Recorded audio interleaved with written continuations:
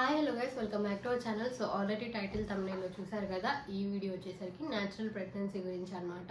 So ఇది episode 2. Already episode 1లో periods గురించి అయితే మాట్లాడుకున్నాం. సో ఇప్పుడైతే న్యాచురల్ ప్రెగ్నెన్సీ గురించి అయితే మాట్లాడుకుందాం అనమాట. స్కిప్ చేయకుండా లాస్ట్ వరకు అయితే చూడండి. అలాగే కొత్త వాళ్ళు ఎవరైనా చూస్తుంటే సబ్స్క్రైబ్ అయితే చేసుకోండి. ఇంకా వీడియోలోకి వెళ్ళిపోతే నవేడేస్ ఇప్పుడు మనం చూసుకుంటే మ్యాక్సిమం ఒక 100 మెంబర్స్లో 80% వరకు ఈ ఫెర్టిలిటీ ప్రాబ్లమ్సే ఉన్నాయి. సో ఇంకా మిగతా 20% మెంబర్స్ మాత్రమే న్యాచురల్గా కన్సీవ్ అయితే అవుతున్నారు కదా. సో ఇదంతా నేను ఎందుకు చెప్తున్నానంటే నేను కూడా ఈ 80% మెంబర్స్లో ఒక దాన్ని అనమాట. సో నాకు కూడా మ్యారేజ్ అయిన ఒక 5 years వాటికి కిడ్స్ అయితే లేరు. సో మేము కూడా హాస్పిటల్ చుట్టూ అలా తిరిగితే కానీ మెడిసిన్స్ అవి వాడితే కానీ కన్సీవ్ అయితే అయ్యాను.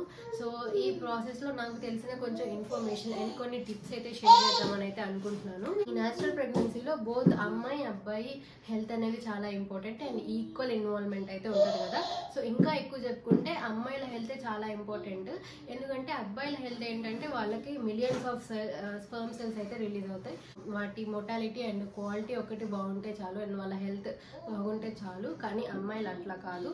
సో ఓన్లీ ఒక వన్ మంత్కి ఒక ఎగ్ మాత్రమే రిలీజ్ అవుతుంది. అండ్ ఇయర్ వైజ్లో చూసుకుంటే ఓన్లీ 12 eggs మాత్రమే రిలీజ్ అవుతాయి కదా. సో అలా ఎగ్ రిలీజ్ అయినప్పుడు హస్బెండ్ మీట్ అయితేనే న్యాచురల్ ప్రెగ్నెన్సీ రావడానికి ఎక్కువ ఛాన్స్ అయితే ఉంటుంది కదా. మెయిన్గా న్యాచురల్గా ప్రెగ్నెన్సీ రావాలంటే ఎగ్ రిలీజ్ అయ్యేది మనం కరెక్ట్గా తెలుసుకోవాలి. సో ఇలా ఎగ్ రిలీజ్ అయ్యేది మెయిన్గా మన పీరియడ్స్ మీదే డిపెండ్ అయి ఉంటుంది. సో మన పీరియడ్ సైకిల్ కరెక్ట్గా ఉంటే మన ఓవ్యులేషన్ అనేది ఎగ్ రిలీజ్ అనేది కరెక్ట్గా జరిగి న్యాచురల్గా ప్రెగ్నెన్సీ రావడానికి ఎక్కువ ఛాన్స్ అయితే ఉంటుంది అనమాట. ఫర్ సపోజ్ ఇప్పుడు నా పీరియడ్ సైకిల్ తీసుకుందాం. సో నాకు ఫస్ట్ ఈ మంత్ ఫస్ట్ డేట్ వస్తే మళ్ళీ ఈ మంత్ 28th డేట్ వచ్చింది అనుకోండి. సో నా పీరియడ్ సైకిల్ అనేది 28 days సైకిల్ అనమాట. సో ఈ 28 days సైకిల్లో మిడిల్ ఆఫ్ ద డే చూసుకోవాలి. మిడిల్ ఆఫ్ ద డే అంటే 14th వచ్చింది అనమాట. సో 14th అనేది నా ovulation day. So ovulation day before 2 days and after 2 days అనేవి నా ఫెర్టిలిటీ విండో.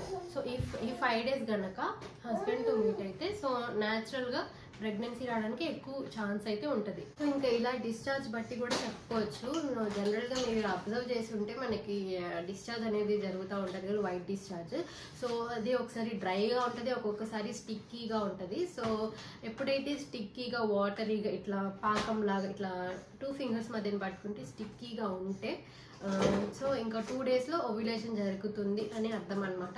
సో ఇట్లా డిశ్చార్జ్ని బట్టి అండ్ ఫెర్టైల్ విండోని బట్టి మీరు మీ ఓవ్యులేషన్ ఎప్పుడు జరుగుతుందో మీ బాడీలో తెలుసుకోవచ్చు. ఇంకోటి ఏంటంటే మెయిన్గా న్యాచురల్గా ప్రెగ్నెన్సీ నిలబడడానికి ఇంకొక మెయిన్ రీజన్ ఏంటంటే క్వాలిటీ అనమాట. స్పర్మ్ యొక్క క్వాలిటీ అండ్ ఎగ్ యొక్క క్వాలిటీ.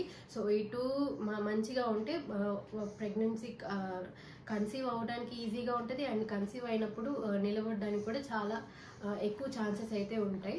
సో ఇది మెయిన్గా ఏంటంటే ఫుడ్ మీద డిపెండ్ అయి ఉంటుంది.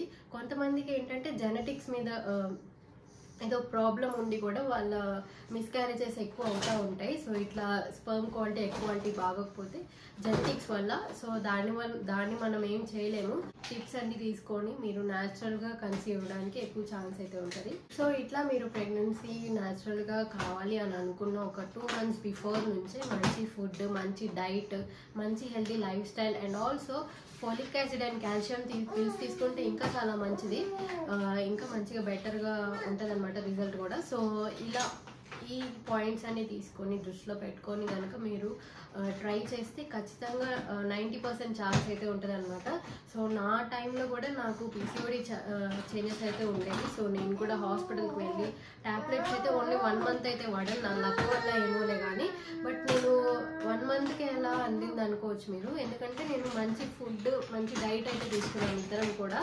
సో 2 months బిఫోర్ నుంచే folic acid, calcium and food కూడా మంచిగా తీసుకోవడం వల్ల తొందరగా కన్సీవ్ అయ్యింది అండ్ ఆల్సో కన్సీవ్ అయింది నిలబడింది. సో ఇవన్నీ పాయింట్స్ని బట్టి మీరు న్యాచురల్గా ఎట్లా కన్సీవ్ అవ్వాలి అని అయితే చూసుకోవచ్చు.